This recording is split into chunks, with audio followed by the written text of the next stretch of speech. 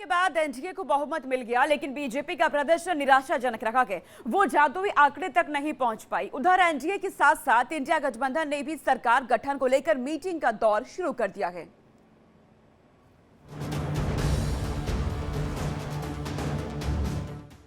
साधारण कार्यकर्ताओं ने कांग्रेस पार्टी के राष्ट्रीय अध्यक्ष को उनके गढ़ में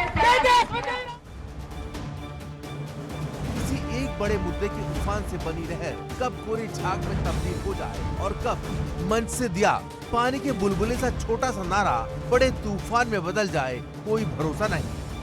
इसीलिए तो धारा 370, राम मंदिर और ब्रांड मोदी की प्रचंड लहर पर सवार बीजेपी को पूरे चुनाव में कभी भी इस बात को लेकर आश्वस्ति नहीं थी कि भारी बहुमत के लिए बस इतना ही काफी है। ऐसा होता तो ना जात और ना क्षेत्र के आधार पर थोक में भारत रत्न बांटे जाते और ना एम की महिमा का उजाला जैसे मंगलसूत्र मुसलमान और मुजरे की अंधेरी गलियों से गुजरता। शायद यही वजह रही कि बीजेपी के वीआईपी सीटों पर आम जनता को नागवार रहा। मतगणना शुरू होने के बाद से ही रुझानों में एनडीए और इंडिया गठबंधन के बीच कड़ा मुकाबला दिख रहा था, जो अब नतीजों में बदल गया है। शुरुआती रुझानों के बाद कोई भी पार्टी अपनी जीत को लेकर दावा नहीं कर रही थी, लेकिन जैसे जैसे दिन चढ़ता गया सियासी तस्वीर साफ होती गई। चुनावी नतीजों को लेकर कांग्रेस का कहना है कि असल नतीजे सबके सामने है। इस बार के चुनाव में जनता ने महंगाई, बेरोजगारी और बाकी मुद्दों पर वोट किया है। यूपी में बीजेपी को तगड़ा झटका दिया है। पूरे देश के लोगों ने मुद्दे पर वोट किया है। बीजेपी मंदिर और मजहब और जाति पर वोट मांग रही थी, जिसे जनता ने नकार दिया। इस बार जनता ने किसी एक दल को पूर्ण बहुमत नहीं दिया। खासकर सत्ताधारी दल भाजपा ने एक व्यक्ति, एक चेहरे के नाम पर वोट मांगा। अब ये स्पष्ट हो गया है कि ये मैंडेट मोदी जी के खिलाफ गया है। ये उनकी राजनीतिक और नैतिक हार है। जो व्यक्ति बार बार अपने नाम से ही हर जगह वोट मांगते थे, उनकी ये बहुत बड़ी हार है और नैतिक दृष्टि से ये तो उनको बहुत बड़ा नुकसान हुआ है। देश के सबसे बड़े सूबे की बात करें तो मोदी सरकार में मंत्री अजय मिश्रा टेनी, स्मृति ईरानी, महेंद्र नाथ पांडे, भानु प्रताप वर्मा, साध्वी निरंजन ज्योति और कौशल किशोर चुनाव हार गए हैं। इसके अलावा इस लोकसभा चुनाव में अयोध्या में भी बड़ा उलटफेर देखने को मिला। बीजेपी के लल्लू सिंह 50,000 से ज्यादा वोटों से हार गए।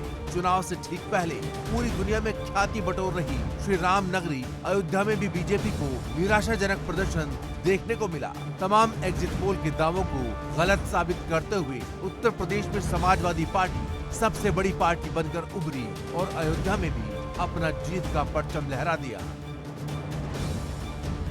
वही बात करें वाराणसी की तो वहां से पीएम मोदी, रायबरेली से राहुल गांधी, नगीना से चंद्रशेखर और लखनऊ से राजनाथ सिंह चुनाव जीत गए हैं। आजमगढ़ से दिनेश लाल निरहुआ और सुल्तानपुर से मेनका गांधी चुनाव हार गई हैं। इस चुनाव में देश के सबसे बड़े सूबे की सबसे बड़ी पार्टी बनकर उभरी समाजवादी पार्टी के मुखिया अखिलेश यादव ने बड़ी जीत दर्ज की है। यादव परिवार की बात करें तो आजमगढ़ में धर्मेंद्र यादव, मैनपुरी से डिम्पल यादव और फिरोजाबाद से अक्षय यादव चुनाव जीत गए हैं। बता दें कि 2019 में कांग्रेस का किला ढहाने वाली मोदी कैबिनेट की मंत्री स्मृति ईरानी अपनी सीट नहीं बचा पाई। स्मृति ईरानी करीब 1,67,000 से ज्यादा वोटों से हार गई। कांग्रेस के करीबी माने जाने वाले किशोरी लाल शर्मा ने उन्हें बड़ी शिकस्त दी। अमेठी से कांग्रेस प्रत्याशी किशोरी लाल शर्मा की जीत पर कांग्रेस महासचिव प्रियंका गांधी ने सोशल मीडिया प्लेटफॉर्म एक्स पर एक पोस्ट में लिखा, किशोरी भैया, मुझे कभी कोई शक नहीं था, मुझे शुरू से ही यकीन था कि आप जीतोगे। आपको और अमेठी के मेरे प्यारे भाइयों और बहनों को हार्दिक बधाई। बीजेपी के लिए सबसे बड़ा झटका देश के सबसे बड़े सूबे उत्तर प्रदेश में ही मिला है। सियासी समीकरणों की बात करें तो कहा जाता है कि केंद्र की सत्ता के लिए जीत की सीढ़ी यूपी से होकर जाती है और बीजेपी की वही सीढ़ी कमजोर हो गई, जिसके चलते उसकी 400 पार वाली हवा निकल गई। जाहिर है कि 2024 लोकसभा चुनाव में कांग्रेस को अपने लिए ऑक्सीजन मिल गई तो वहीं यूपी में समाजवादी पार्टी को ताकत और बंगाल में तृणमूल के लिए संतुष्टि, नीतीश के लिए उम्मीद और बीजेपी के लिए एक सबक। Bureau report, NGR daily live.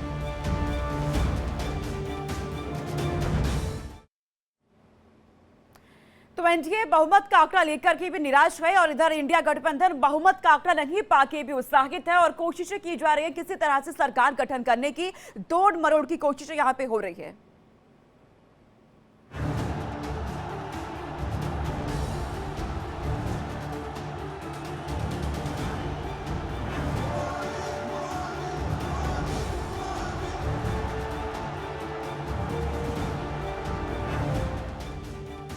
सत्ता का जोर, मैराथन मीटिंग का दौर।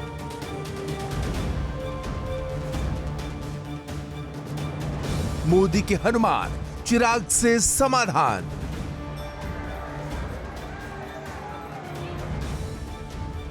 यूपी में उलटफेर, अखिलेश बने शेर।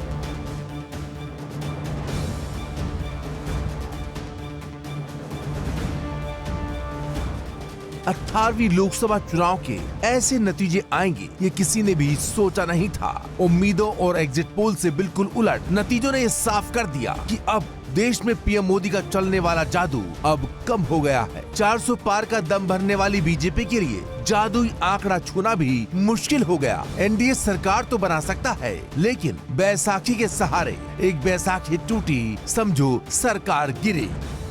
543 सीटों में से एनडीए को 291, इंडिया को 234 सीटें मिली हैं, जहां बीजेपी को 2014 में 278 और 2019 में 303 सीटें मिली थीं, तो वहीं इस बार दुनिया की सबसे बड़ी पार्टी बीजेपी 239 सीटों पर सिमट कर रह गई।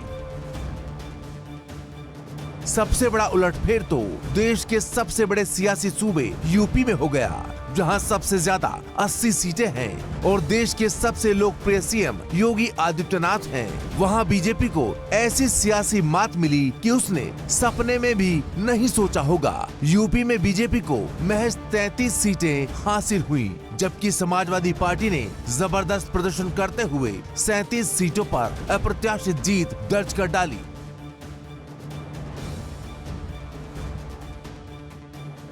राहुल गांधी को ललकारने वाली स्मृति ईरानी का तो ऐसा हश्र हुआ जिसकी किसी को भी उम्मीद नहीं थी। राहुल गांधी को अमेठी से चुनाव लड़ने के लिए चैलेंज देने वाली स्मृति ईरानी को करारी हार मिली।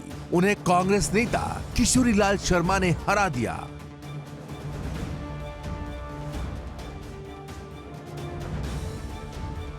बिहार में चुनाव से ठीक पहले नीतीश कुमार को अपने पाले में लाने का बीजेपी का दांव काम कर गया और इस बार बिहार में जेडीयू को 12 सीटें तो बीजेपी को भी 12 सीटें हासिल हुई। साथ ही बिहार में उभरते हुए नेता चिराग पासवान ने पीएम मोदी के फैसले को सही साबित करते हुए 5 सीटों को एनडीए की झोली में डाल दिया। यानी बिहार में कुल 40 में से 30 सीटें एनडीए को मिली।